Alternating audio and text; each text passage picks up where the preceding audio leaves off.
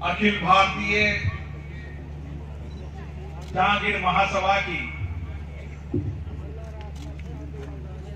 राष्ट्रीय कार्यकारिणी के शपथ ग्रहण समारोह में मैं सभी पदाधिकारियों को बहुत बहुत साधुवाद देता हूं, बधाई देता हूं। जिन्होंने आज इस पद और दायित्व को संभाला है, ये पद, ये दायित्व समाज के कल्याण के लिए समर्पण सेवा भाव से काम करेंगे। समाज के राष्ट्रीय प्रधान श्री नेमीचंद जहांगीर जी राज्यसभा में हमारे सहयोगी सांसद प्रखर वक्ता रामचंद्र जांगड़ जी, सत्यनारायण जी जो इस कार्यक्रम के आयोजन करता भी हैं, मदन जी, अनिल जी, हमारे मित्र के बड़े बदर भवन जी, कुलराय जी, अमराराम जी, लीलाराम जी, शीला जी, साई इब्राहिम जी, संस्था के सभी पदाधिकारीगण, जहांगीर ब्राह्मण समाज भगवान विश्वकर्मा के कृपा से, उनके संस्कार से, उनके विचार से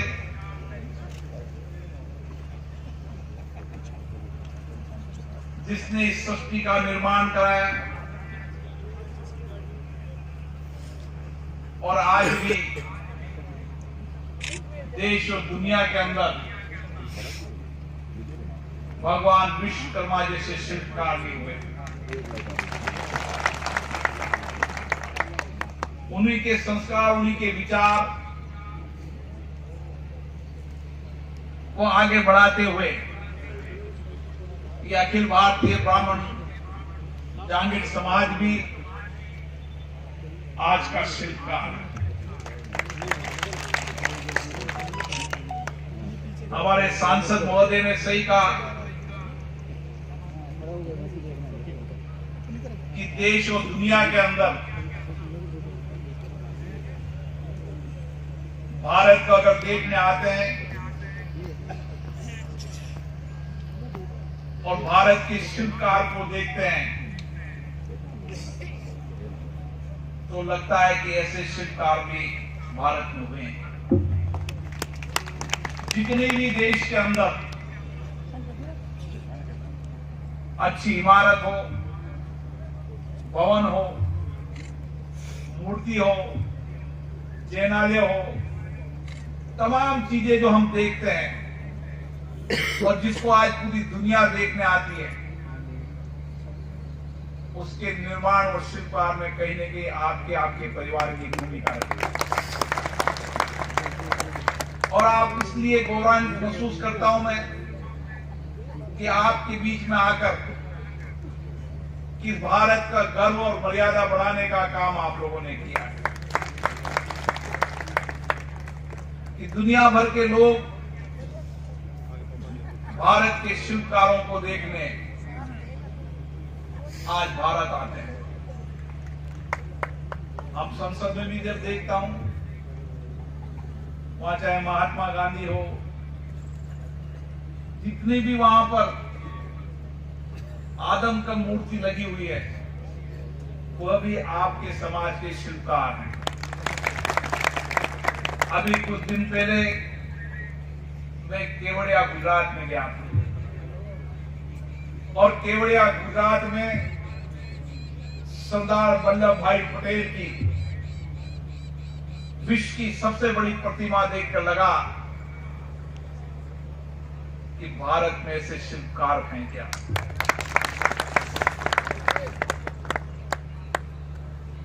वहां सरदार वल्लभ भाई पटेल की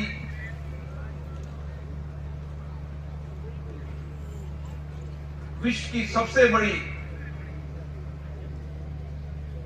बेहतरीन शिल्पकार से बनाई गई वो प्रतिमा हमें प्रेरणा भी देती है, नई ऊर्जा भी देती है। कि भारत में एक ऐसे शिल्पकार हुए जिन्होंने उस समय जब भारत अलग अलग रियासतों में था, लगता नहीं था कि छोटे छोटे राजाओं को मिलकर हम एक नए भारत का निर्माण कर पाएंगे, लेकिन वह किया तो सरदार वल्लभ भाई पटेल ने। आज मैं देखता हूं कि इसी हमारे महापुरुषों की, हमारे देवी देवताओं की इन आदमकद मूर्तियां हमारे इतिहास को भी याद दिलाती है और हमें प्रेरणा देने का भी काम करती है। हमें भी लगता है कि हमारे देश में ऐसे युग महापुरुष हुए हैं जिन्होंने अपना संपूर्ण जीवन इस राष्ट्र के लिए समर्पण किया है और जांगीर ब्राह्मण समाज भी आज इसी समर्पण और सेवा के भाव से काम कर रहा है। उनके मन में एक ही विचार रहता है कि हम किस तरीके से इस देश राष्ट्र की सेवा कर सकते हैं, किस तरीके से नए भारत का निर्माण कर सकते हैं, किस तरीके से हमारे हस्त और शिल्पकार के माध्यम से आत्मनिर्भर भारत बना सकते हैं। और आत्मनिर्भर भारत बनाने में अगर सबसे बड़ा योगदान होगा तो आपका योगदान, आप बनाए हुए चाहे हस्तकला हो, चाहे भवन हो, चाहे मूर्ति हो, आप गांव के अंदर भी बैठकर भी जिस तरीके की शिल्पकार की कला आप में है, उसके कारण दुनिया के अंदर हमारी शिल्पकारी का अगर सबसे बड़ा बाजार है तो उसमें सबसे बड़ी देन है तो आप लोगों की है। इसलिए मैं जब भी इस समाज के बीच में जाता हूं तो मुझे भी नई ऊर्जा मिलती है, क्योंकि मेरे संसदीय क्षेत्र में भी बड़ी संख्या के अंदर जांगीर ब्राह्मण समाज के लोग रहते हैं जिनका बहुत प्यार, स्नेह, समर्पण मुझे हमेशा मिलता है। आपने संस्था बनाई, संस्था को 111 वर्ष हो गए और इस संगठन की सृजनकर्ता ने उस समय संगठन के निर्माण करते समय एक संगठन में विचार दिया कि हम समाज के अंदर तप, तपस्या, समर्पण से काम करेंगे। हमारा समर्पण, हमारी सेवा समाज के लिए होगी और जब समाज के अंदर हम पिछड़े लोगों को, अंतिम पायदान के लोगों को किस तरीके से अग्रिम पंक्ति पर ला सकते हैं, इसके लिए समाज सामूहिक रूप से प्रयास करेगा।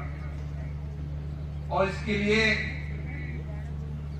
आपके पुराने संगठनकर्ताओं ने, चाहे डॉक्टर इंद्रमणि शर्मा जी हो, पालाराम जी हो, श्री गोवर्धन दास जी हो, राजा राम जी हो, नाथूराम जी शर्मा हो,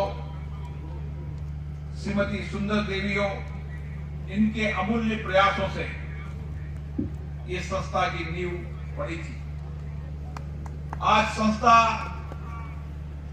केवल देशव्यापी नहीं, मैं दुबई गया था तो दुबई में भी आपके शिल्पकारों का डंका बजता है कि अमराराम जी दुबई में भी जाकर भारत का झंडा दिन पंथी पर लहरा। देश के हर हिस्से के अंदर किस तरीके से हमारी शिल्पकार भाइयों की हस्तकला पहुंचे, इसके लिए आपके समाज ने विश्व के कई देशों के अंदर अपनी अपनी कला का काम किया है। और इस समाज ने जहां पर अपने पिछले लोगों को आगे बढ़ने का काम किया, वहीं जहांगीर समाज में जहां शिक्षा के मंदिर भी थे, वहां शिक्षा के मंदिर खोले। जहां धर्मशालाएं नहीं थी, धर्मशालाएं खोली। इलाज के लिए चिकित्सालय खोले और कई संस्थाओं का निर्माण कराया। और ये संस्थाएं केवल जहांगीर समाज के काम नहीं आती, ये संस्थाएं संपूर्ण समाज की सेवा के लिए काम आती है। और इसीलिए आपकी संस्था कल्याणकारी कार्य एवं समाजशी सशक्त नए भारत के निर्माण में बहुत योगदान देती है। मैं हमेशा एक ही बात कहता हूं कि हमारी परंपरा जो बहुत समृद्ध रही है, हमारी संस्कृति विरासत के रूप में हमें मिली है, उसको हमें आगे बढ़ाने की आवश्यकता है। हमारे पूर्वजों ने अच्छी संस्कृति और संस्कारों के कारण समाज को आगे बढ़ाया है। अब आपकी पीढ़ी की जिम्मेदारी है कि जो पूर्वजों ने इस समाज को आगे बढ़ाने का काम किया है, आने वाली पीढ़ी इसी तरीके से समर्पण और सेवा और जन उपयोगी काम के द्वारा इस समाज को आगे बढ़ाने की आवश्यकता है। मैं इसलिए आपसे निवेदन करना चाहता हूं कि जब समाजों में मैं जाता हूं तो समाज जातियां में तोड़ती नहीं है। हमारा देश तो हमेशा विविधताओं से भरा पड़ा है। हमारे देश के अलग अलग संस्कृति, अलग अलग खान पान, अलग अलग वेशभूषा, अलग अलग बोली, अलग अलग राजनीतिक विचारधारा, लेकिन ये सारी विविधता संपूर्ण भारत को जोड़ने का काम करती है। इसी तरीके से समाज भी जो अपने अपने समाजों में काम करते हैं, वो समाज में अपने अपने समाजों को आगे बढ़ाएंगे तो अपना देश आगे बढ़ेगा। ये समाज भी हमें जोड़ने का काम करेगा। हो सकता है कि कुछ राजनीति के कारण समाज और धर्म के आधार पर लोगों में मतांतर करने की कोशिश करें, लेकिन अच्छे संगठन निर्माणकर्ता की यह पहल होनी चाहिए कि मैं मेरे समाज के अंदर किस तरीके से सबसे पिछड़े, सबसे शोषित व्यक्ति को आगे लाऊं, किस तरीके से मेरे समाज के अंदर जो कुछ भी सामाजिक बुराइयां हैं उसको समाप्त करते हुए समाज को नई दिशा दूं, नई कल्पना दूं, ताकि समाज आगे बढ़े। ये विचार जब सब समाज करने लगेंगे कि हमें अपने अपने समाजों को आगे बढ़ाना है, हमारे समाजों के नौजवानों को अच्छी शिक्षा देना है, अच्छी संस्कार देने, और हमारा हर नौजवान, हर बच्चा शिक्षित हो और देश में नेतृत्व करे। ये जब सामूहिक रूप से हम काम करेंगे, सब समाज सामूहिक रूप से काम करेंगे, तो ये देश प्रगति की ओर बढ़ेगा। और इसीलिए हमारे पुराने लोगों ने सामाजिक व्यवस्था का निर्माण करते समय ये विचार दिया था कि किस तरीके से अलग अलग समाज अपने कर्म के आधार पर, अपने कार्य के आधार पर अपने समाज को आगे बढ़ाएं।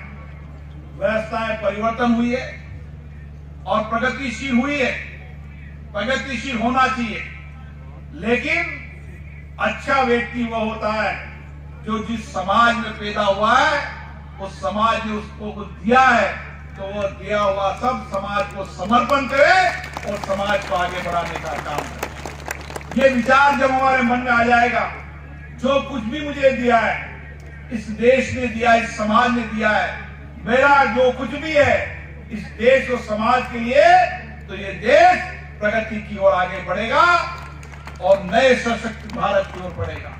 हमने देखा है अभी कोरोना संक्रमण वायरस के समय जब सारे विश्व के अंदर कोरोना संक्रमण की चुनौती के कारण अच्छे बड़े बड़े विकसित देश जहां की आर्थिक स्थितियां हिल गई थी, उस समय भारत एक ऐसा देश था जिसने सामूहिक संकल्प शक्ति के आधार पर उस चुनौती का मुकाबला किया। इतना बड़ा देश भौगोलिक स्थिति से जनसंख्या के आधार पर हम सब चिंतित थे कि अगर कोरोना गांव में चले गया, शहर के ढानी में चला गया तो हम कैसे इसका मुकाबला कर पाएंगे। हमने उस समय देखा था कि बड़े बड़े विकसित देश जो चिकित्सा की दृष्टि से बहुत विकसित हैं, जो आर्थिक रूप से भी मजबूत हैं, वह भी उस रास्ता के अंदर वहां पर हम रोज देखते थे तो लगता था कि कभी 1000 कभी लाख लोगों की असामयिक मृत्यु होना निश्चित रूप से हमारे चिंता का विषय है। लेकिन कोरोना संक्रमण के समय मैंने इस देश के अंदर देखा कि इस चुनौती को कैसे मुकाबला किया। जो भी लोग जिसने भी देखा कि अभाव में है, इसको भोजन की आवश्यकता है, इसको कपड़े की आवश्यकता है, इसको साधन की आवश्यकता है, इसको इलाज की आवश्यकता है, जिस भी समाज ने वंचित व्यक्ति को देखा, समाज आगे बढ़ता चला गया और सामूहिक संकल्प के माध्यम से हमने इस वैश्विक महामारी का चुनौती का मुकाबला किया और दुनिया को बता दिया कि हमारे संस्कार ऐसे हैं। वसुधैव कुटुंब भावना के माध्यम से संपूर्ण देश जब कोई एक साथ लड़ता है तो कोई सी बड़ी चुनौती को मुकाबला करने की शक्ति और सामर्थ्य हम में है। और यही सामर्थ्य जहांगीर ब्राह्मण समाज में भी है, जिसने संकल्प लिया है कि हम समाज के नौजवानों को आगे बढ़ाएंगे, उनको अच्छी शिक्षा देंगे, संस्कार देंगे। इसलिए जहां जहां भी शिक्षा के केंद्र है वहां छात्रावास का निर्माण कर रहे हैं ताकि अच्छी शिक्षा मिले, संस्कार मिले। शिक्षा व्यक्ति के एक तरह से शिल्पकार का काम करती है और ये अच्छी शिक्षा और संस्कार के माध्यम से हम नौजवान को आगे बढ़ाएं, आने वाली पीढ़ी हमारी शिल्पकार को। लेकिन जैसे रामचंद्र जी ने कहा कि भारत का शिल्पकार हमारी आने वाली पीढ़ी बने, इस संकल्प के साथ हमें जाना है। मुझे आशा है जहांगीर ब्राह्मण समाज इस दिशा की ओर काम करेगा। मैं पुनः सभी पदाधिकारियों को बहुत बहुत साधुवाद देता हूं, बधाई देता हूं जिन्होंने जिम्मेदारी संभाली है। मुझे आशा है तो इस जिम्मेदारी को लेते हुए इस समाज को भी आगे बढ़ाएंगे और भारत को भी और सशक्त मजबूत करेंगे। बहुत बहुत धन्यवाद। बहुत बहुत धन्यवाद आदरणीय, आपने अपने व्यस्ततम समय में से समय नियोजित किया और हमारे जैनिक समाज का मान बढ़ाया। बहुत बहुत आभार आपका। माननीय, मैं आपके व्यस्ततम समय